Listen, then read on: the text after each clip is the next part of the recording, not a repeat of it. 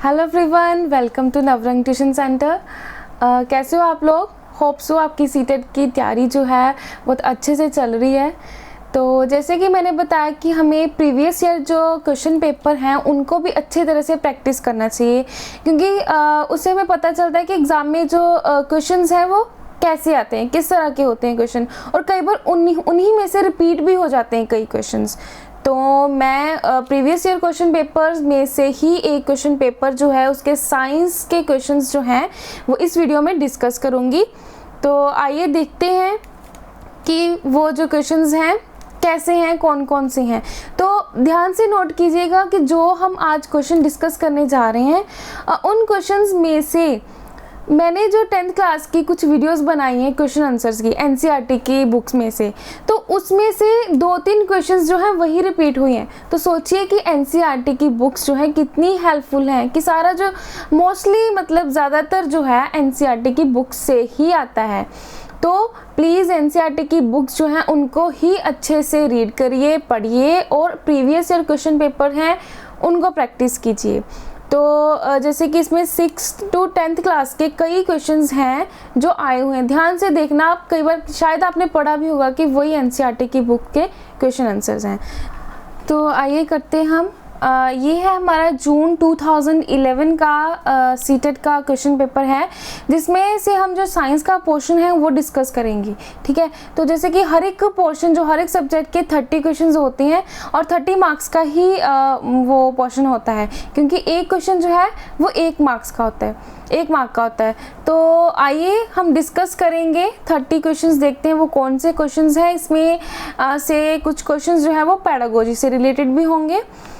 तो first question is Bakelite is used in making electrical appliances because it is a. जो Bakelite है, Bakelite को हम क्या करते हैं, इलेक्ट्रिकल अप्लायंसेस बनाने के लिए यूज़ करते हैं। क्यों यूज़ करते हैं बताना है हमने। इन 4 ऑप्शंस में से हमारा कौन सा करेक्ट ऑप्शन है। First is thermoplastic, second is good conductor of heat, third is good conductor of electricity, fourth one is good insulator of electricity. तो इसका आंसर जो है वो हमारा होगा answer 4th option, that is good insulator of electricity. जो Bakelite है वो क्या है, गुड इंसुलेटर ऑफ इलेक्ट्रिसिटी है। तो इसीलिए हम इसको इलेक्ट्रिकल अप्लायंसेस बनाने के लिए यूज़ करते हैं, लाइक स्विचेस वगैरह जो हैं वो इसी के बनते हैं। नेक्स्ट है, in which of the following cases of motion are the distance moved and the magnitude of displacement equal। तो इन 4th ऑप्शंस में से कौन सा जो केस है वो होगा सही होगा। इन केस ऑफ मोशन की हम जो डिस्टेंस है, ठीक है, डिस्टेंस मूव होगा और उसकी वजह से जो डिस्प्लेसमेंट भी जो होगा उसका मैग्नीट्यूड जो है वो सेम है। तो इसका देखते हैं क्या है। फर्स्ट है a car moving on a straight road, second a car moving in a circular path, third is a pendulum oscillating to and fro, and the fourth one is the earth revolving around the sun. तो इसका answer है a car moving on a straight road.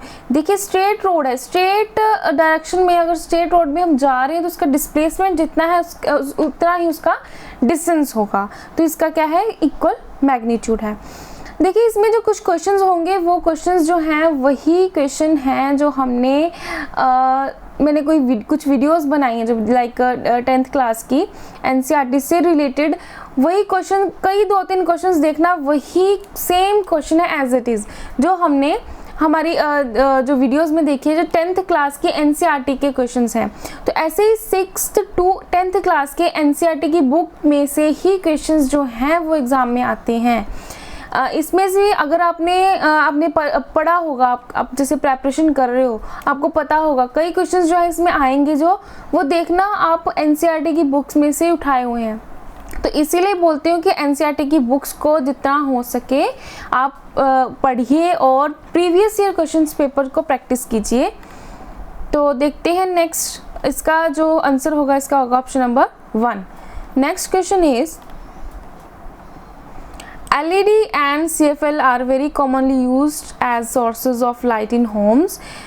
Which of the following statement is true? ठीक है, देखिए LED और CFL जो है हम यूज़ करते हैं कॉमनली अपने घरों में as a sources of light. तो क्या होता है LED? LED होता है light emitting diode and the CFL is compact fluorescent lamp कह सकते हैं या compact fluorescent light कह सकते हैं हम। तो इन दोनों में से इन दोनों से रिलेटेड कौन सा स्टेटमेंट ट्रू है देखते हैं। फर्स्ट है CFL is better because LED contains toxic materials. Second is LED is better because CFL contains toxic materials. Third is both are equally good. And the fourth one is neither of them is good because both contain toxic materials. तो इसका answer जो है वो है LED is better because CFL contains toxic materials कि जो हम घरों में यूज़ करते हैं, दोनों यूज़ करते हैं, ठीक है। CFL बल्ब्स यूज़ करते हैं और LED लाइट्स जो आजकल यूज़ होती है मोस्टली। तो LED क्या है, CFL से बेटर है क्योंकि जो CFL है उसमें क्या होता है, टॉक्सिक मटेरियल लाइक मर्करी और आर्गन जैसे जो मटेरियल्स होते हैं, इसीलिए LED जो है वो CFL से बेटर है। तो इसका आंसर है option number second. Next fourth question is an air bubble inside water behaves like पानी के अंदर जो एयर बबल है वो कैसा बिहेव करता है। First is concave lens, second convex lens, third is plano convex lens and the fourth one is concave mirror. तो इसका आंसर होगा option number 1 that is concave lens. Air bubble जो पानी के अंदर है वो बिहेव करता है एज अ कनकेव लेंस। तो देखिए ये भी हमारा जो हम 10th क्लास में reflection and reflection of light है जो कि छोटी क्लासेस में भी है, तो ये उसी में से आया हुआ है क्वेश्चन, ठीक है। तो इसका ऑप्शन है option number 1। Next question is a feather containing 5 gram and a nail weighing 10 gram have the same kinetic energy. Which of the following statement is true about the momentum of the bodies? कि एक feather है उसका weight है 5 gram and जो nail है उसका weight है 10 ग्राम, दोनों की kinetic energy सेम है, लेकिन हमने नीचे बताना है जो 4 ऑप्शंस दिए हैं इनमें से हमने मोमेंटम से रिलेटेड कौन सी ट्रू है वो बतानी है। तो मोमेंटम क्या होता है हमारा, मोमेंटम होता है हमारा P is equals to mv, product of mass and velocity. तो देखिए अगर हमारा मास इंक्रीज करेगा तो हमारा ऑब्वियस है मोमेंटम भी इंक्रीज करेगा क्योंकि momentum is directly proportional to mass. तो ध्यान से देखिए 4 स्टेटमेंट्स, तो इसमें से फर्स्ट है the lighter body will have higher momentum, the heavier body will have higher momentum, both will have equal momentum, it is not possible to compare the momentum of two objects।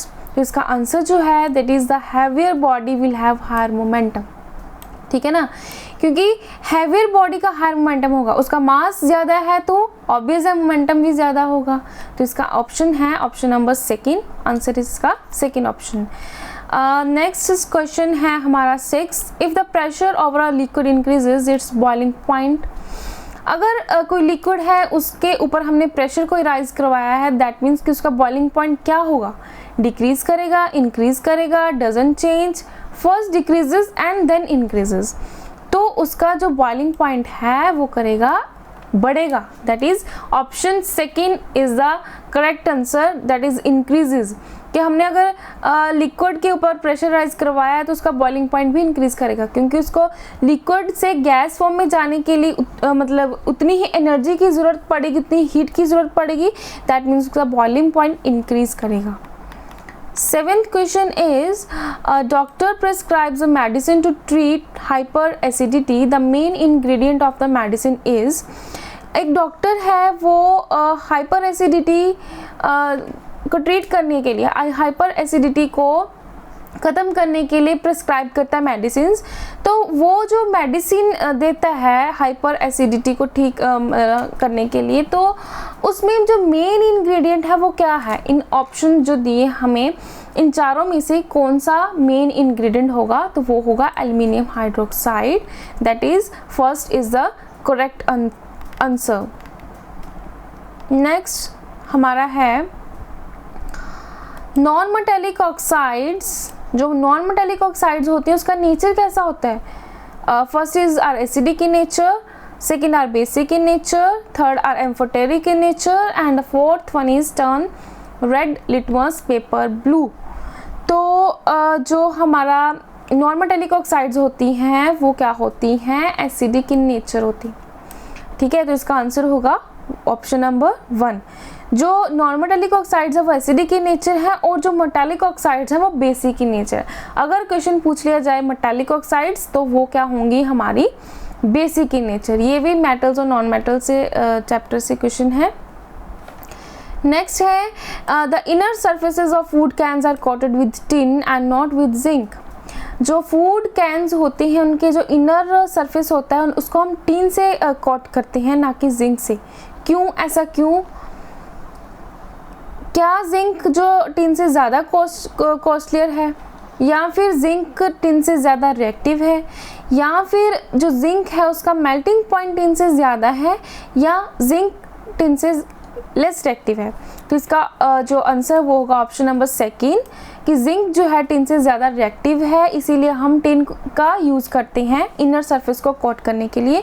क्योंकि zinc जो है ज़्यादा reactive है, वो क्या करेगा, food material के साथ रिएक्ट कर जाएगा और पॉइजनस फूड मटेरियल बना देगा। दैट्स वाई हम जिंक की बजाय हम यूज़ करते हैं tin. Next question is 10th, that is a man goes to door posing as a goldsmith. He promises to bring back the glitter on dull gold ornaments. An unsuspecting woman gives a set of gold bangles to him, which he dips in a particular solution. The bangles sparkle, but their weight has considerably reduced. The solution used by the imposter probably is.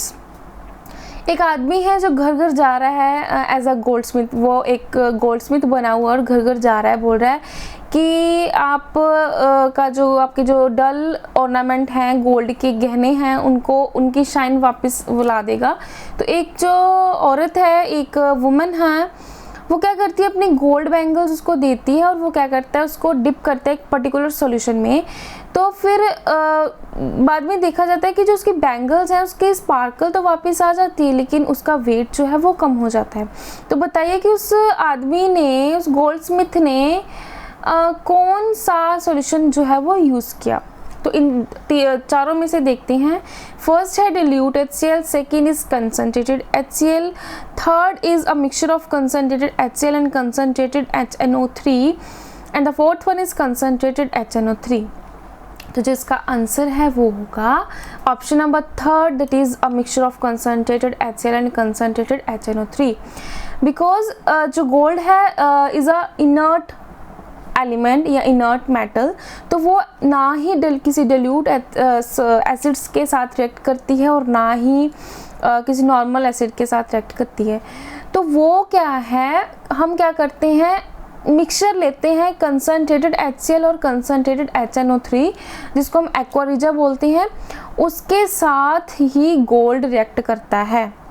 तो तभी उसने जो solution जो उसने particular solution use किया वो है mixture of concentrated HCl and concentrated HNO3। That means इसका ऑप्शन नंबर 3 जो है वो करेक्ट आंसर है। नेक्स्ट है हमारे पास 11th question, that is bleeding is stopped by application of alum to a wound because. हम जो हमारा कोई ज़ख़म है अगर बॉडी पे, तो हम क्या करते हैं, ब्लीडिंग को रोकने के लिए वहाँ पे एलम का यूज़ करते हैं, फिटकरी यूज़ करते हैं। क्यों यूज़ करते हैं, बताइए क्यों। First option is the wound is plugged by the alum chunk, alum coagulates the blood and forms a clot, alum reduces the temperature near the wound and alum is an antiseptic। तो इसका answer होगा option number second, alum coagulates the blood and forms a clot। क्या करता है, जो फिटकरी है वो ब्लड को जमने में मदद करती है, मतलब उसको जमा देती है और उसके धीरे धीरे उस पर ज़ख़म पे जो है, जो हमारा चोट लगी है वहाँ पे धीरे धीरे क्या होता है, ज़ख़म जो है वो आना शुरू हो जाता है, वो भरना शुरू हो जाता है, ठीक हो जाता है। तो वो क्या करती है, एलम यूज़ करते हैं कि ताकि हमारी ब्लीडिंग जो है वो रुक जाए, खून बहना बंद हो जाए, वो खून को जमा देती है। दैट्स वाई हम वहाँ पे क्या यूज़ करते हैं, एलम यूज़ करते हैं अपने किसी ज़ख़म पर जहाँ से ब्लड जो है वो बह रहा हो। तो इसका ऑप्शन होगा second. Next question is when an iron nail is dipped in copper sulfate solution and the color of copper sulfate solution fades and a brownish layer is deposited over the iron nail. This is an example of, कहता है कि iron nail को हमने dip किया, जब हम dip करें copper sulphate solution में तो देखा जाता है कि कॉपर सल्फेट सॉल्यूशन का कलर चेंज हो जाता है और ब्राउनिश लेयर जो है वो आयरन नेल के ऊपर बन जाती है। तो ये किस एग्जाम्पल की, मतलब किस टाइप की रिएक्शन है?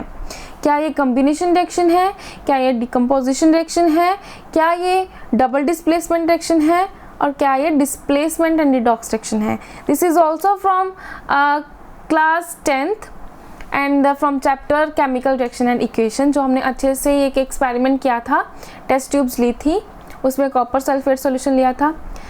तो देखिए हमने वहाँ पे भी पढ़ा था डिटेल में। तो क्या होता है कि जब हम कॉपर सल्फेट सॉल्यूशन में जब हम आयरन नील को डालते हैं तो क्या करता है, वो आयरन जो है, आयरन कॉपर से ज़्यादा रिएक्टिव है, तो ज़्यादा रिएक्टिव जो एलिमेंट होता है वो लेस रिएक्टिव एलिमेंट को डिस्प्लेस कर देता है, उसकी जगह ले लेता है। तो उस रिएक्शन को हम बोलते हैं डिस्प्लेसमेंट रिएक्शन। ठीक है, तो इसमें क्या होगा, कॉपर और एक आयरन है, एक की रिडक्शन होगी, एक की ऑक्सीडेशन होगी। तो जिस रिएक्शन में रिडक्शन और ऑक्सीडेशन होती है उन रिएक्शंस को हम बोलते हैं रिडॉक्स रिएक्शन। दैट मीन्स कि इसका आंसर होगा option number 4th, displacement and redox reactions. Okay, while diluting sulfuric acid, it is recommended that the acid should be added to water because कि जब किसी एसिड को, या फिर इसमें लिखा है कि सल्फ्यूरिक एसिड को जब डिल्यूट किया जाता है तो ये क्यों कहा जाता है, रिकमेंड किया जाता है कि हमेशा हमने क्या करना है, एसिड को वाटर में ऐड करना है, ना कि वाटर को एसिड में ऐड करना है। ठीक है, तो ऐसा क्यों कहा जाता है, देखते हैं इन चारों में से कौन सी ऑप्शन होगी। First is acid has strong affinity for water, second is acid may break the glass container, third is dilution of acid is highly exothermic and dilution of acid is highly endothermic। तो इसका answer है वो है dilution of acid is highly exothermic। कि जब हम किसी acid को की डाइल्यूशन करते हैं, डाइल्यूशन मीन्स कि उसमें वाटर की एडिशन करते हैं, तो क्या होता है, वो एक्सोथर्मिक रिएक्शन है कि जो हीट है वो इवॉल्व होती है। तो अगर हम क्या करेंगे, अगर हम वाटर को, अगर एसिड पड़ा है हमारे पास, तो हम उसको वाटर अगर ऐड कर देंगे उसमें, तो क्या होगा, एक्सप्लोजन होगा, बाहर की तरफ जो हीट है वो मतलब आएगी, एसिड जो गिरेगा तो वो क्या कर सकता है, हमारी स्किन को जला सकता है, हमारे फेस को जला सकता है, हमारे कपड़ों को जला सकता है। तो इसीलिए हमेशा रिकमेंड किया जाता है कि हम हमेशा एसिड जो है उसको वाटर में डालना है, ना कि वाटर को एसिड में मिक्स करना है। ठीक है, तो इसका ऑप्शन होगा option number 3rd। Next question है, The thumb of humans moves more freely than other fingers due to the presence of जो ह्यूमन थंब है, ठीक है ना, ह्यूमन बॉडी का थंब है, वो दूसरी फिंगर्स के कंपैरिजन इजीली जो है वो मूव हो जाता है। तो इसका रीज़न क्या है? अब देखिए इसमें बोन्स हैं वो आएंगी, इसमें जॉइंट की बात होगी, ठीक है ना। तो कौन सा जॉइंट है उसमें कि जिसकी वजह से थंब जो है वो बाकी फिंगर्स के कंपैरिजन इजीली मूव हो जाता है? फर्स्ट है हमारा pivotal joint, second is gliding joint, third is hinge joint and the fourth is saddle joint. तो देखिए कि जॉइंट बनाने के लिए हमेशा क्या है, कम से कम 2 जो बोन्स हैं वो चाहिए, वो जिस पॉइंट पे जुड़ती है वहाँ पे जॉइंट बनता है, तो 2 से ज़्यादा भी हो सकती हैं, ठीक है ना। तो इसका आंसर होगा सैडल जॉइंट।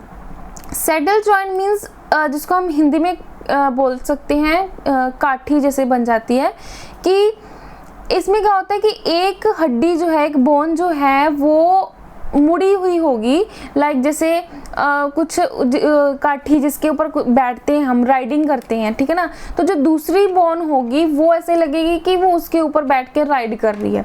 तो दैट्स वाई हमारे जो थंब है उसमें जो जॉइंट होता है वो उसको हम बोलते हैं सैडल जॉइंट। तो इसका आंसर होगा answer number 4th। Next question है हमारा 15th, वो है root cap is absent in. Root cap जो है वो एब्सेंट होती है किस में? First is xerophytes, second is hydrophytes, third option is mesophytes and the fourth option is halophytes. तो जो हमारी रूट कैप है वो किस में एब्सेंट होती है? हाइड्रोफाइट्स में, ठीक है ना, हाइड्रोफाइट्स में रूट कैप एब्सेंट होती है। 16th है adding salt and sugar to food substances helps in preserving them for a longer duration. It is because excess salt and sugar कि जब हम क्या करते हैं फूड सब्सटेंस में सॉल्ट और शुगर को ऐड करते हैं, ठीक है, तो वो क्या करता है उसको ज़्यादा टाइम तक प्रिजर्व करके रखता है। तो ऐसा क्यों, क्या रीज़न है इसके पीछे? फर्स्ट देखते हैं क्या ऑप्शन होगा इसका। फर्स्ट है plasmolyze the microbial cells, second is cause rupturing of microbial cells, third is cause change in the shape of microbial cells and the last one is remove water from food। तो इसका answer होगा option number first which is plasmolyze the microbial cells। जैसे कि आपने पढ़ा होगा plasmolysis क्या होती है, कि क्या होता है कि जो सेल है, जैसे माइक्रोबियल सेल है, ठीक है ना, माइक्रोबियल सेल जो होगा, ठीक है, हम अगर हमने सॉल्ट और शुगर की एडिशन करी है तो सेल के बाहर क्या एक हाइपरटोनिक एनवायरनमेंट बन जाएगा। हाइपरटोनिक एनवायरनमेंट मीन्स कि जिसमें ज़्यादा कंसंट्रेशन है, जैसे हमने सॉल्ट और शुगर ऐड किया तो वो उस सेल के बाहर जो है वो ज़्यादा कंसंट्रेशन वाला एनवायरनमेंट बन जाएगा, कि वहाँ पे सॉल्ट और शुगर की कंसंट्रेशन होगी जो कि सेल के अंदर वाली कंसंट्रेशन से ज़्यादा होगी। तो क्या होगा कि जो सेल है, माइक्रोबियल सेल है, उसके अंदर जो वाटर है वो भी बाहर आ जाएगा और क्या वो बन जाएगा, डिहाइड्रेट हो जाएगा, जिसकी वजह से जो वो क्या है वो ख़त्म होना शुरू हो जाएगा, जिससे जो हमारा खाना जो है वो खाने को ख़राब नहीं करेगा। तो इससे हमारा जो फूड है वो ज़्यादा टाइम तक ठीक रहता है, बचा रहता है। तो इसका आंसर होगा option number first. Next 17th question is hormone adrenaline helps control. जो हार्मोन है हमारा एड्रेनालाइन, ये क्या करता है, क्या हेल्प करता है हमारे बॉडी में, इसका क्या फंक्शन है? First option is helps control level of sugar in the blood, helps the body to adjust stress level when one is very angry or worried, third is helps control height and the fourth one is helps control balance of electrolytes in the body. ये क्या करता है, इसका option होगा second.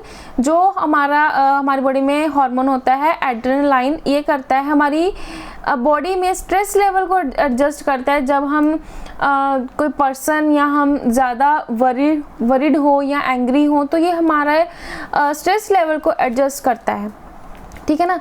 जैसे हमारी body में अलग अलग हार्मोन्स होते हैं तो हर एक हार्मोन का अपना पर्टिकुलर फंक्शन है। तो जैसे इसमें एड्रेनालाइन का फंक्शन पूछा गया है, इसकी बजाय कोई और हार्मोन जो है वो भी आ सकता है। तो आप जो है देखिए प्रीवियस ईयर से क्या पता चलता है, एक हमारे कंसेप्ट बन जाता, मतलब कि हमको क्लियर होता है कि कैसे कैसे क्वेश्चन जो हैं वो एग्ज़ाम में पूछे जा सकते हैं, कौन कौन से टॉपिक से पूछे जा सकते हैं। लेकिन जैसे इसमें एक हार्मोन से पूछा तो माइंड में आया कि हम क्यों ना बाकी हार्मोन्स जो हैं उनके भी फंक्शन लर्न कर लें कि एग्ज़ाम में उनमें से कोई भी पूछ सकते हैं। तो ऐसे ये एक फ़ायदा होता है प्रीवियस ईयर क्वेश्चन पेपर जो है वो पढ़ने का।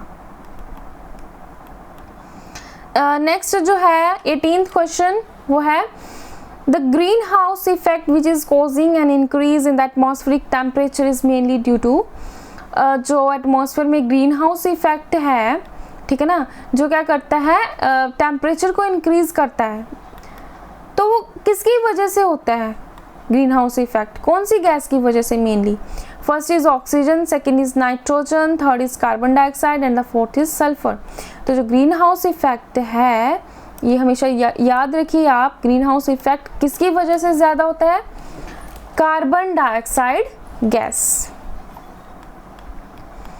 ओके, तो इसका ऑप्शन होगा option number third is the correct answer. Next 19th question है green plants appear to release oxygen instead of carbon dioxide into the atmosphere during the day time because. जो ग्रीन प्लांट्स हैं, ठीक है, वो appears to release oxygen instead of carbon dioxide into the atmosphere during the daytime। तो day time में वो oxygen release करते हैं कार्बन डाइऑक्साइड की बजाय, तो वो क्यों ऐसा क्यों करते हैं, क्या रीज़न है इसके पीछे? तो ये है green plants do not respire during the night time. Green plants respire only during the night time.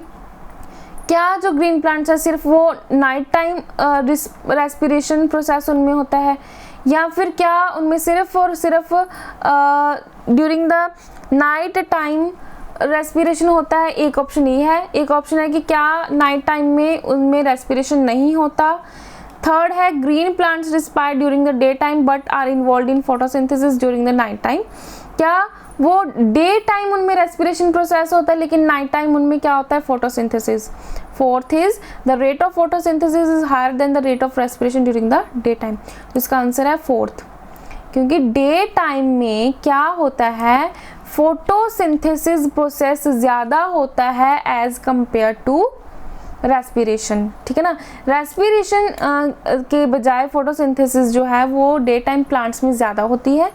तो देखिए रेस्पिरेशन से क्या, फोटोसिंथेसिस से क्या होता है, फोटोसिंथेसिस से ऑक्सीजन जो है एक तो उसका जो फूड मटेरियल बनता है और साथ में क्या होता है, ऑक्सीजन जो है वो रिलीज़ करते हैं। तो यही रीज़न है कि डे टाइम में वो ज़्यादा ऑक्सीजन जो है वो रिलीज़ करते हैं। क्यों? क्योंकि डे टाइम में रेस्पिरेशन की बजाय फोटोसिंथेसिस जो प्रोसेस है वो प्लांट्स में ज़्यादा होता है। Next question is a common characteristic feature of plant sieve tube cells and mammalian erythrocyte is, उसकी इन दोनों की सीव ट्यूब सेल्स और मैमेलियन एरिथ्रोसाइट की कॉमन कैरेक्टरिस्टिक फीचर क्या है, कि दोनों की फीचर कॉमन क्या है? First is absence of nucleus, second is absence of chloroplast, third is absence of cell wall and the last one is presence of haemoglobin. तो इनकी जो कॉमन फीचर है वो है कि इन दोनों में न्यूक्लियस जो है वो नहीं होता। एब्सेंस ऑफ न्यूक्लियस, कि दोनों में न्यूक्लियस जो है वो नहीं पाया जाता, ये इन दोनों की कॉमन कैरेक्टरिस्टिक फीचर है। तो इसका ऑप्शन होगा option first. Next question is 21st, ये है हमारा मोस्ट बोर्ड्स। ये अभी हमारी पेडागोजी स्टार्ट हो गई है। जो 20 क्वेश्चंस थे वो हमारे जो हमारा सिलेबस है साइंस का जर्नल उसमें से है।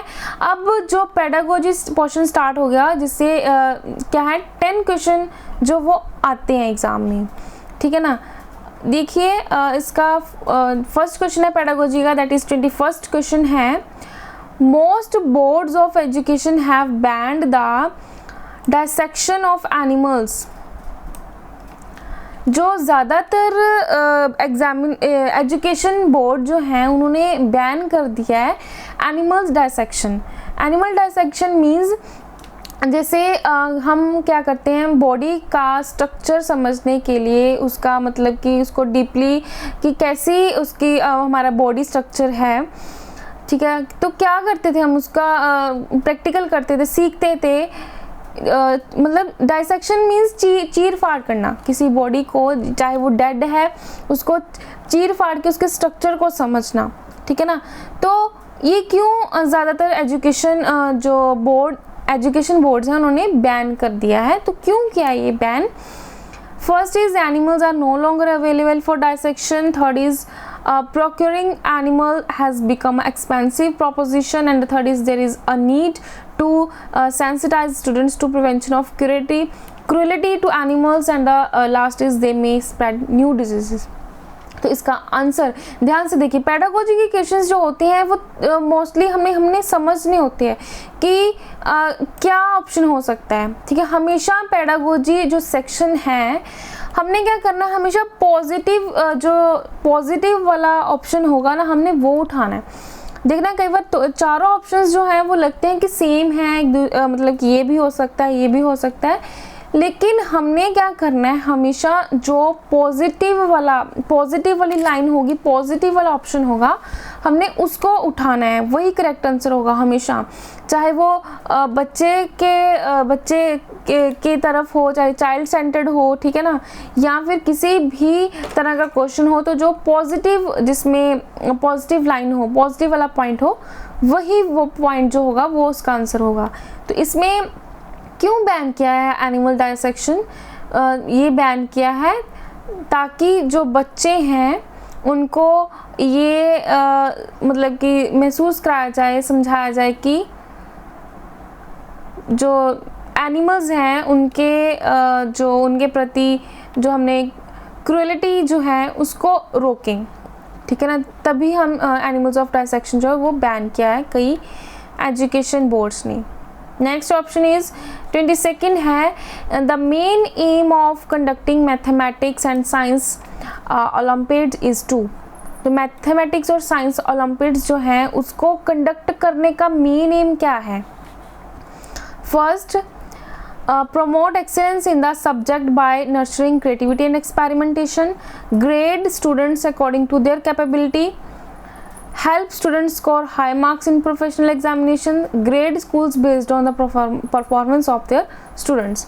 अब देखिए साइंस है, साइंस की पेडागोजी में क्या होगा, साइंस में क्या होगा, हम ज़्यादा से ज़्यादा एक्टिविटीज़ करेंगे, ज़्यादा से ज़्यादा एक्सपेरिमेंट्स होंगे, ठीक है ना। जितने ज़्यादा एक्सपेरिमेंट्स होंगे, एक्टिविटीज़ होंगे, लर्निंग बाय डूइंग, ठीक है ना, वही उतना ही ज़्यादा जो बच्चा है वो सीखेगा। मीन्स कि learning by doing is the best method. तो इसमें क्या आएगा? Option number first, promote excellence in the subject by nurturing creativity and experimentation, ठीक है। नेक्स्ट जो है हमारा क्वेश्चन वो है 23rd, 4 applicants for a post of TGT Science were asked to plan a lesson on consequences of deforestation. Which one of the following lesson plan reflects the scientific approach? ठीक है, तो इसका answer देखते हैं क्या होगा। फर्स्ट है, explains in details the consequences of deforestation, provides a variety of examples to explain the concept. Third is includes activities that children can perform in groups and draw conclusions through a PowerPoint presentation. And the last is mentions about the use of ICT to help students understand the concept. अब देखिए क्या है कि 4 applicants हैं TGT science, तो उनको बोला गया है कि आप बताइए एक लेसन प्लान बनाइए कॉन्सिक्वेंसेज ऑफ डिफॉरेस्टेशन पे। तो क्या वो कौन सी which one of the following lesson plans reflects the scientific approach? इन चारों ऑप्शंस में से कौन सी जो है साइंटिफिक अप्रोच जो है वो रिफ्लेक्ट कर रही है? तो देखिए साइंटिफिक अप्रोच है, उसमें जहाँ तो एक्सपेरिमेंटेशन होगी या उसमें एक्टिविटीज़ होंगी। तो देखिए इसका ऑप्शन है third, includes activity that children can perform in groups and draw conclusions through a PowerPoint presentation। तो इसका थर्ड ऑप्शन है। नेक्स्ट है हमारे पास 24th question, Miss Patel principal of school XYZ is keen about integrated approach to teaching of science rather than teaching different discipline separately. The basis of this is कि principal है वो क्या किसी school की प्रिंसिपल है वो इंटरेस्टेड है कि वो क्या करे, इंटीग्रेटेड अप्रोच है उसको अप्लाई करे, ठीक है ना कि सेपरेटली डिसिप्लिन के अलग अलग डिसिप्लिन की बजाय वो इंटीग्रेटेड अप्रोच यूज़ करे। इंटीग्रेटेड अप्रोच मीन्स कि जो एक दूसरे के साथ, एक दूसरे सब्जेक्ट के साथ, जिसको बोल सकते हैं एक दूसरे के साथ लिंक रखती हो, ठीक है ना। तो देखिए तो इसमें से क्या ऑप्शन होगा फिर, क्यों वो ये यूज़ कर मतलब चाहती है integrated approach? First is non-availability of qualified teachers in her school to teach separate disciplines. Second is difficulty of to adjust the teachers in the timetable. Third is difficulty of students to adjust to different teachers. And the fourth one is all the disciplines are interlinked and the teacher can draw on cross-curricular linkages. तो इसका answer होगा option number 4th, ठीक है। Next question है हमारे पास 25th, a teacher plans to teach components of food in class 6th. Which of the following can be used as an essential question? एक teacher है ठीक है, वो क्या कर रही है 6th क्लास में प्लान कर रही है कि वो टीच करेगी कंपोनेंट्स ऑफ फूड। तो वो कौन सा क्वेश्चन पूछ सकती है, कौन सा क्वेश्चन पूछेगी, इन चारों में से कौन सा जो है वो सूटेबल होगा, आइए देखते हैं। List the food items your mother serves you in a lunch. Why does your mother serves you a meal with a variety of food items. Does your mother prepare a definite set of food items for lunch every day. Do you eat all the items served in your lunch every day. अब ध्यान से समझिए questions को कि कौन सा question जो है वो 6th क्लास के बच्चे के मेंटालिटी के अकॉर्डिंग सही होगा। मतलब कौन सा क्वेश्चन है जो उस टॉपिक के साथ रिलेट करके मतलब पूछे तो वो इजीली मतलब कि अंडरस्टैंडेबल हो, वहाँ से हम आगे क्वेश्चन जो टॉपिक है वो स्टार्ट कर पाएँ। तो देखिए इसका क्वेश्चन जो है वो होगा why does your mother serve you a meal with a variety of food items. ठीक है ना, तो ये क्वेश्चन क्यों हेल्पफुल होगा, इसकी वजह से बच्चे जो है वो डिफरेंट हमें फूड कंपोनेंट्स जो है वो बताएंगे, तो इससे जो है वो इजीली जो है वो समझ पाएंगे। Next question is while teaching the concept force can change the shape of an object to students, a teacher plans the following activities। किसी टीचर ने समझाना है बच्चे को कि अगर हम किसी ऑब्जेक्ट पे फोर्स लगाते हैं तो वो उस ऑब्जेक्ट की शेप चेंज हो जाती है। तो इनमें से ये एक्टिविटीज़ करवा रही है टीचर। फर्स्ट करवा रही है explain concepts using commonly observed example, commonly observed examples दे रही है वो commonly जो हमारे आसपास examples होंगी, ठीक है ना। सेकेंड है provide a dough on a plate and ask the student to press it down with a hand। वो एक प्लेट में डो दे रही है, ठीक है ना, वो कह रही है कि इसको प्रेस करो, स्टूडेंट्स को बोल रही है इसको प्रेस करो। थर्ड है show an audio visual film explaining the concept with some examples. और थर्ड है वो शो करेगी कि ऑडियो विजुअल फिल्म जो है वो प्रोजेक्टर में लगा देगी, जो सम एग्जाम्पल्स शो करेंगी वो। तो टीचर ने क्या किया, डिफरेंट अप्रोचेस जो है वो यूज़ करी। क्यों यूज़ करी, क्योंकि उसने ये तीनों एक्टिविटीज़ की, डिफरेंट अप्रोचेस यूज़ की। क्यों यूज़ की, इन चारों में से कौन सा सही ऑप्शन होगा। फर्स्ट है she wants to prove her knowledge, क्या वो अपनी नॉलेज को प्रूव करना चाहती है। She knows she must follow her lesson plan, क्या वो अपने लेसन प्लान को फॉलो करना चाहती है तभी वो ये कर रही है। या she wants to prepare students for a test, क्या वो स्टूडेंट्स को टेस्ट के लिए प्रिपेयर कर रही है। या फिर there are different kinds of learners in the class and she wants to address multiple intelligences. देखिए मैंने बोला कि जो पेडागोजी के क्वेश्चंस होती हैं हमने उसमें पॉजिटिव पॉइंट जो है वो देखना है, या फिर जो चाइल्ड सेंटर्ड हो, बच्चे के साथ जो रिलेटेड पॉजिटिव पॉइंट है हमें वो लेना है। अब इसमें देखिए क्या होगा, ऑप्शन फोर्थ होगा कि क्लास में डिफरेंट इंटेलिजेंसेस के बच्चे पाए जाते हैं, तो दैट्स वाई वो डिफरेंट वे से पढ़ाएगी, डिफरेंट अप्रोचेस जो है उसको फॉलो करेगी। तो इसका ऑप्शन होगा आंसर होगा ऑप्शन नंबर 4।